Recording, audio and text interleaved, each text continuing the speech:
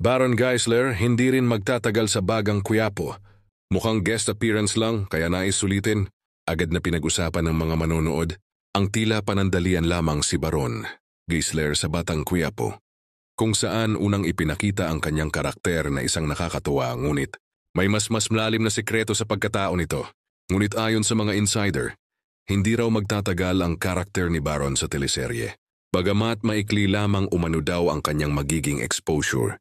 Ngayon pa lang ay marami na ang pumipuri sa natural at karismatikong pagganap ni Baron bilang Ricky Boy, na kahit ilang eksena lang ay agad nagmarka sa mga manonood. Ipinakilala siya bilang konektado sa underground world ng politika. Ngunit ang malinaw ay magiging kalaban siya ni Tanggol. May mga haka-haka ring baka pansamantala lamang talaga ang karakter ni Baron upang tulay sa bagong yugto ng kwento, lalo na ngayong nagiging mas madugo at komplikado na ang laban ni Tanggol sa mga kalaban sa Quiapo.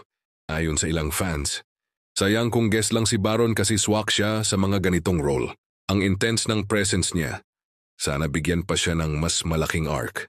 Hindi ito ang unang pagkakataon na nagtambal sina Coco Martin at Baron Geisler. Dati na rin silang nagkasama sa FPJs, ang probinsyano, kung saan naging kontrabida rin si Baron at pinuri sa kanyang malalim na pag-arte. Sa nung ay suntikom pa ang bibig ng Dreamscape, entertainment tungkol sa haba ng kanyang pananatili sa serye, ngunit malinaw na nagbigay ng matinding impact ang pagpasok ni Baron kahit sa ilang eksena pa lamang.